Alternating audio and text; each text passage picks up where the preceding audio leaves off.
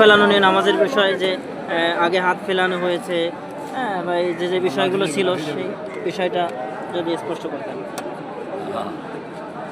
আপনারা জানেন আসলে আমি দীর্ঘদিন পর্যন্ত কারাগারে ছিলাম। কারাগারে আমাকে বরগুনা জেলে একাধারে 7 মাস পর্যন্ত বেড়ি লাগাইয়া রাখে।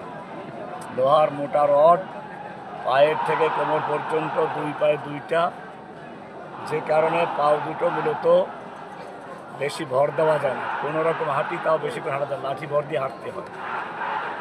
এ কারণে হাঁটুকে সেভ করতে গিয়ে আমাকে ওঠার সময়, সেজদায় যাওয়ার সময়, সেজদায় ওঠার সময় আগে হাত ফেলে তারপরে হাঁটুর ভারটা হাতের উপরে রাখি।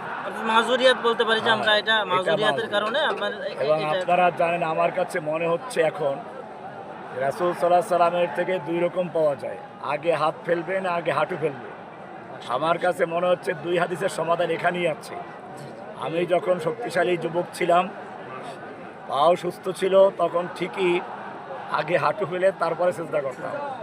কিন্তু এখন হাঁটু ভার দেওয়া যায় না, বাটিটা ক্ষয় হয়ে গেছে, একার শক্ত হয়ে গেছে, ওটায় চাপ দিলে সমস্যা। আমাকে ডাক্তার বলেছে চেয়ারে পড়ার জন্য। আমি ফরজ নামাজটা চেয়ারে পড়ি না, চেষ্টা করি যতটুকু সম্ভব অতটুকু রেয়াত করে চলা। আমরা দেখতে পাচ্ছি যে আপনি এখনো চেয়ার নিয়ে একটা হাদির জানাজায় আসছেন, ওসমান হাদির জানাজায় আসছেন, বিশাল সমাবেশ, এর মাঝেও আপনি চেয়ারে, মানে অনেক কষ্ট হচ্ছিল, কোনো একজন আপনার মুহিবিন মোটরসাইকেল আগাই দিয়েছে, এখন এক ভাই আমাদের প্রশাসনের এক ভাই আপনাকে চেয়ার আগাই দিয়েছে, মাশাল্লাহ। তো আমরা দেখতেই পাচ্ছি যে হুজুরের আসলে শারীরিক অবস্থা কতটা দুর্বল, এবং বিশেষ করে হাঁটু মাজা এখানে খুবই সমস্যা হচ্ছিল। বিদায় হুজুর নামাজের মধ্যে আগে হাঁটু ফেলেছে বা আগে হাত দিয়ে উঠেছে, মাশাআল্লাহ, জাযাকাল্লাহু আহসানাল জাযা।